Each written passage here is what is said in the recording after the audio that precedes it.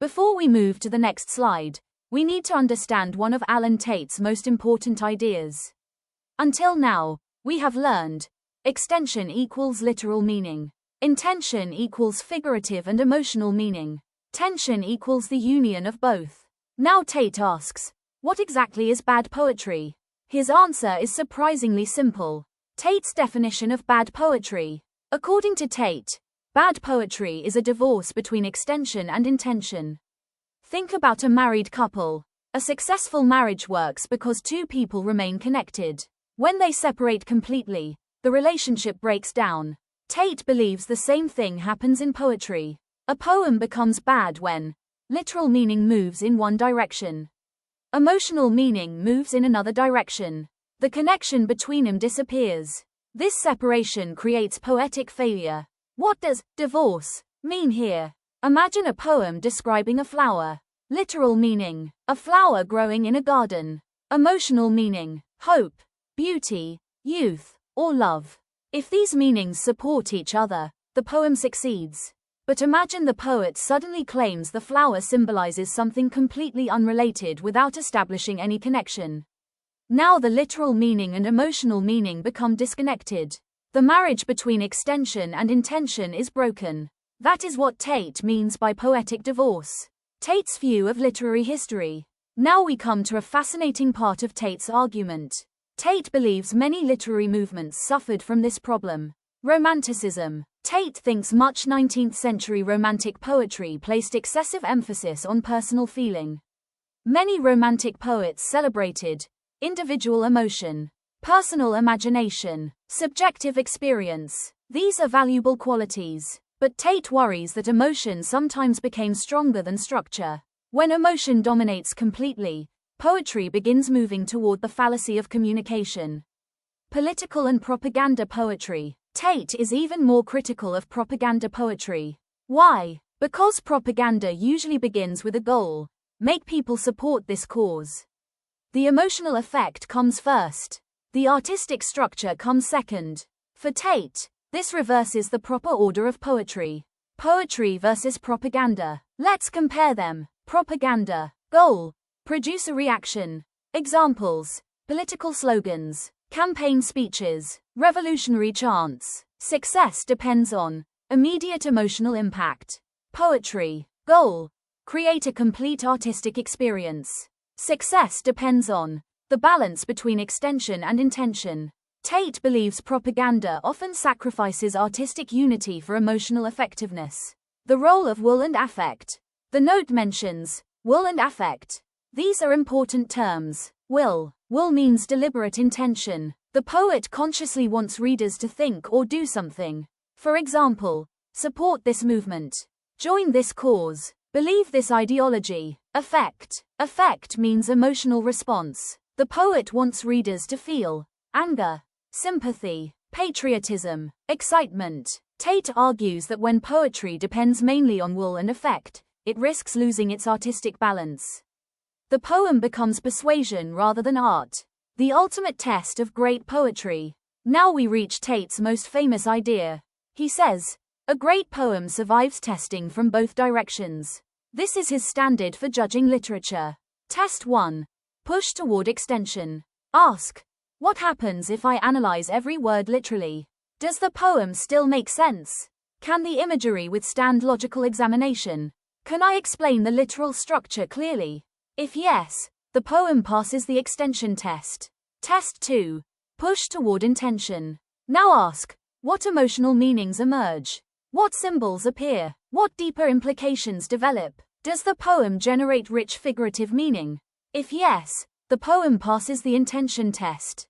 Great poetry passes both tests. Most poems succeed at one and fail at the other. Great poetry succeeds at both.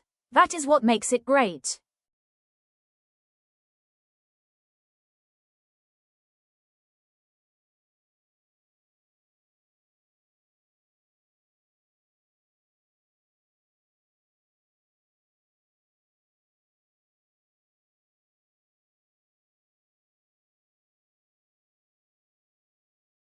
Example: Shakespeare. Take, shall I compare thee to a summer's day?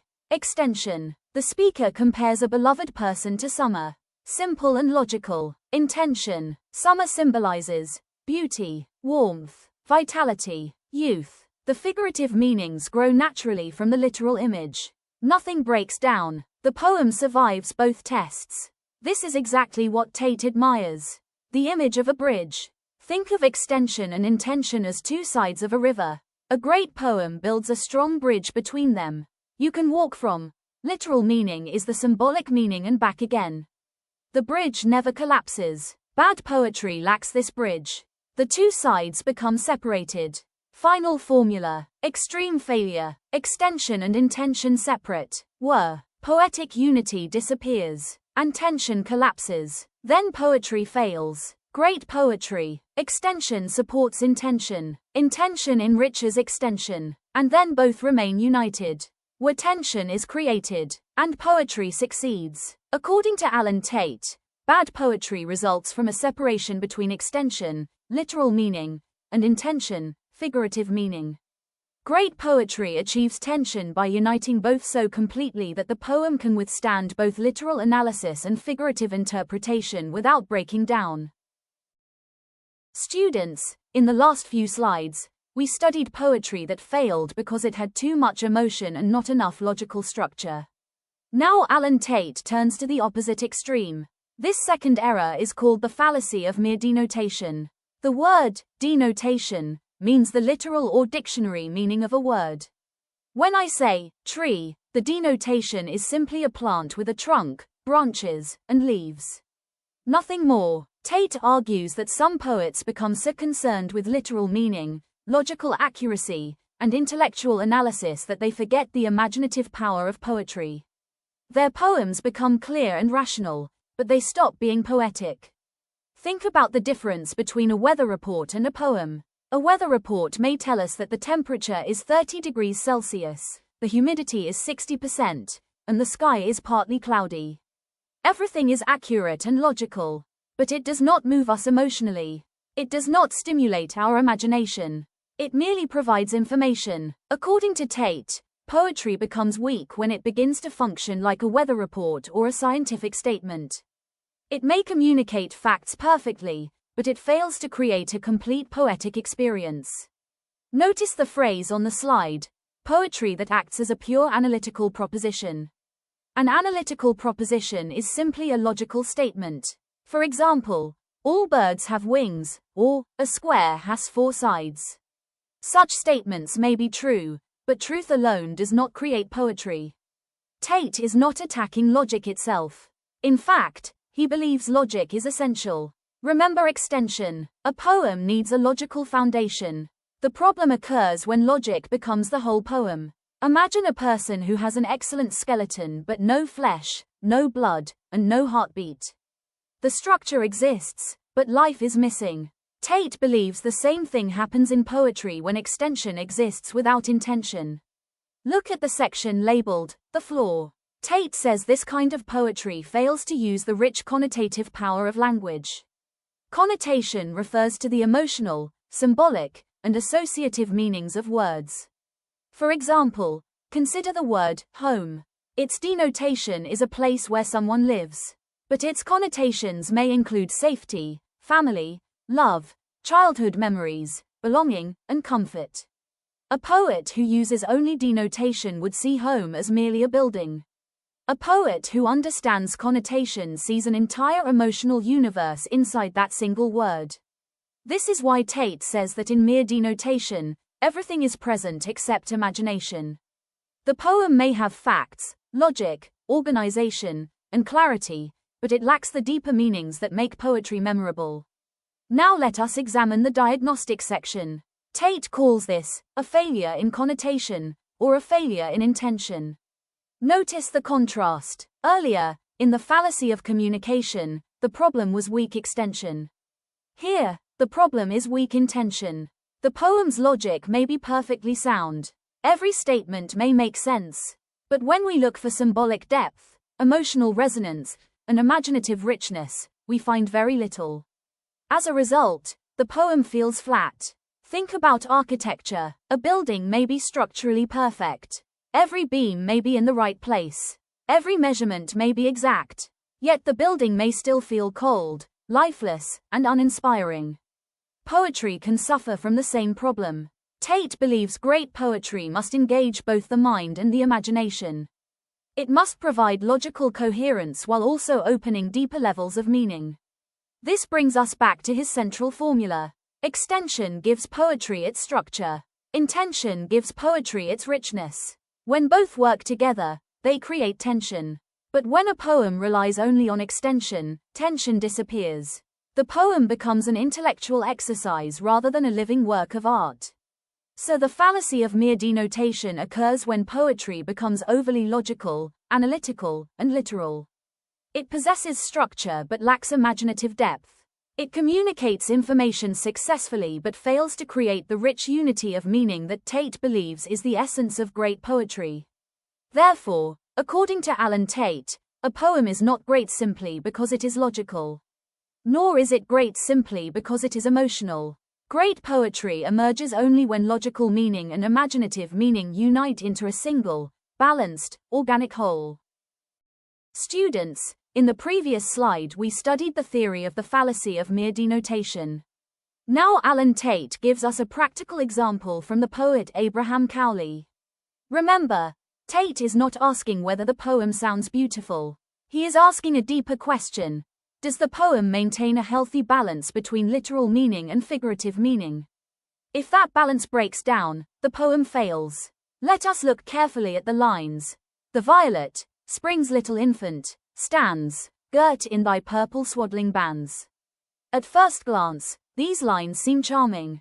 We can easily imagine a delicate violet flower in spring. The poet compares the flower to a baby wrapped in swaddling clothes. Many readers might immediately think this is a clever and beautiful image. But Tate wants us to examine the poem more closely. As new critics, we do not stop at first impressions. We test the imagery. The poet calls the violet spring's little infant. This is a metaphor. The flower is being treated as a baby. So far, the image seems understandable. Then the poet says the violet is wrapped in purple swaddling bands. These bands are supposed to be the violet petals. Again, the image may initially seem attractive. However, Tate asks us to extend the logic of the image completely. If we follow the comparison literally, what happens? The flower becomes a baby. The petals become baby clothes. The entire image begins to operate according to strict logical relationships. Now the metaphor starts becoming strained. The more we push the comparison, the more artificial it appears. This is exactly what Tate means when he says that some poetry suffers from excessive extension. The poet is forcing the logical structure of the metaphor too far. Instead of enriching the image, the logic begins to weaken it. Notice the note on the slide. Literal logic. God is light. Light clothes the violet. Tate reconstructs the chain of reasoning behind the poem. The poet wants to connect divine light, nature, spring, infancy, and flowers. But when all these logical links are pushed to their limits, the result becomes awkward. The image no longer feels natural. Instead, it feels manufactured. Tate believes that good poetry should deepen meaning. But in this example, the poet keeps extending the logical comparison until it becomes difficult to accept. Look at the words stamped across the slide. Absurd. This is Tate's judgment. He believes the imagery becomes absurd because the poet has become too dependent on logical extension. The image loses its imaginative freshness. Instead of seeing a living flower, we begin seeing a strange mental construction. A flower is now behaving like a human baby wrapped in diapers. The more literally we analyze the image, the stranger it becomes. This is why the slide identifies the problem as a failure in connotation. Remember what connotation means. Connotation is the emotional, symbolic, and imaginative richness of language. When connotation is strong, imagery feels natural, suggestive, and meaningful. When connotation is weak, the poem may still be logical, but it loses poetic power. That is what Tate sees here. The logic remains intact. The comparison can be explained, but the imagination suffers. The image becomes mechanical rather than organic. This is the exact opposite of the fallacy of communication. In the fallacy of communication, emotion becomes excessive and logic becomes weak. In the fallacy of mere denotation, logic becomes excessive and imagination becomes weak. One extreme produces emotional confusion. The other extreme produces intellectual rigidity. Tate rejects both extremes. He wants poetry to exist in the middle. A great metaphor should be logical enough to make sense, but imaginative enough to remain vivid and alive. It should not collapse under literal examination, nor should it become absurd when its logic is extended. The central lesson of this example is that poetry fails when logical structure overwhelms imaginative power. According to Tate, Cowley's image of the violet as a swaddled infant demonstrates how excessive dependence on literal extension can weaken connotation and destroy the balanced tension that great poetry requires. Students, we have now reached a very important summary slide. Up to this point, Alan Tate has discussed two major ways in which poetry can fail. This slide brings everything together and allows us to compare those failures side by side. Think of this slide as a revision map. If you understand this comparison, you understand one of the central arguments of Tate's entire essay. Let us begin with the first row, the dominant pole. In the fallacy of communication, the dominant pole is intention. Emotion becomes too powerful. The poet becomes obsessed with feelings, moods, and emotional effects. The poem tries to make readers feel something immediately, often without providing a strong logical foundation. In the fallacy of mere denotation, the dominant pole is extension. Logic becomes too powerful. The poem becomes analytical, intellectual, and literal. It may be perfectly rational, but it loses imaginative richness. Notice that both fallacies are caused by imbalance. One side becomes so strong that it overwhelms the other. Now let us move to the second row, the missing element. In the fallacy of communication, the missing element is denotation, or literal grounding. The poem contains emotions but lacks a clear logical structure. The imagery may seem powerful at first, but when we examine it carefully, the literal meaning does not support the emotional effect. This is why Tate criticized poets like Millay and Thomson. Their poems attempted to generate emotional responses, but the literal framework beneath those emotions was weak. In the fallacy of mere denotation, the missing element is connotation, or imagination. The poem has logic, structure, and literal meaning, but it lacks symbolic depth and emotional resonance. The poem tells us things, but it does not stimulate the imagination. This is why Tate criticized Cowley. The logical structure remains visible, but the poetic richness disappears. Now look at the third row, Tate's examined poets. For the fallacy of communication, Tate uses Edna St. Vincent Millay and James Thomson as examples. He believes their poems become overly dependent on emotion and fail to establish a convincing literal foundation. For the fallacy of mere denotation, Tate uses Abraham Cowley. He believes Cowley's imagery becomes overly dependent on logical extension and loses imaginative vitality. The names themselves are less important than the principle behind them. Tate is showing us that both emotional excess and logical excess can damage poetry. Now let us examine the final row, the resulting flaw. In the fallacy of communication, the result is sentimental obscurity. The poem becomes emotional but unclear. Readers may feel something, but they struggle to understand exactly how the poem's images support those feelings. The logic begins to break down. The poem becomes vague and unstable. In the fallacy of mere denotation, the result is absurd imagery. The logic remains intact, but the poetry disappears. The imagery becomes strained, artificial, or mechanical. The poem becomes intellectually explainable but emotionally unconvincing. This is why Tate says it becomes devoid of poetry. Now notice something very important. Although these two fallacies appear opposite, they actually share the same underlying problem. Both involve a separation between extension and intention.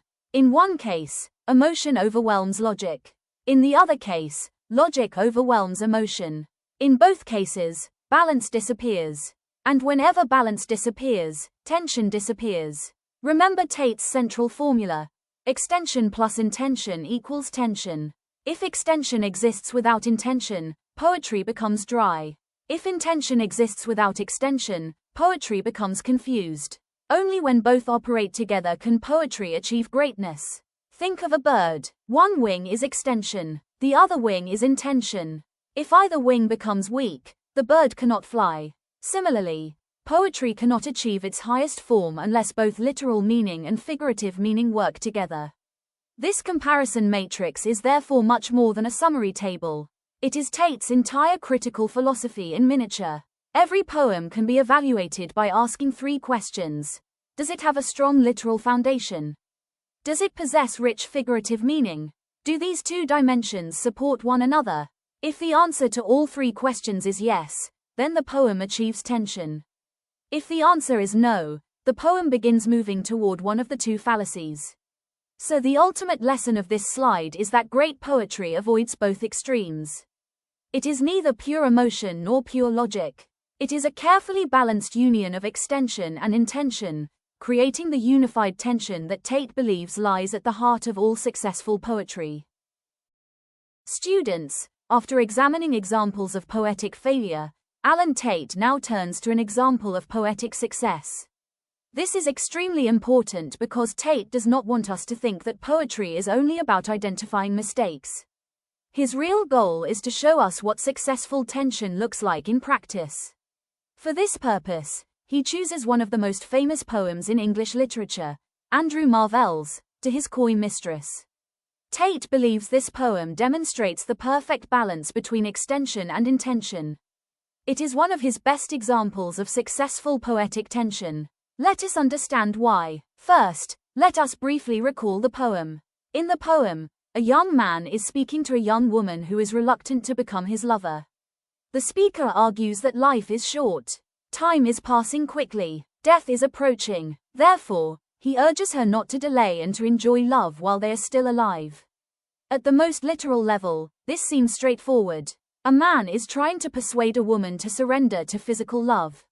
This is the poem's basic narrative. Now Tate introduces an interesting idea. He says that some readers, whom he calls Platonists, make a serious mistake. These readers focus only on the poem's literal meaning. They see only the surface story. According to them, the poem is simply an argument for physical desire. A man wants a woman.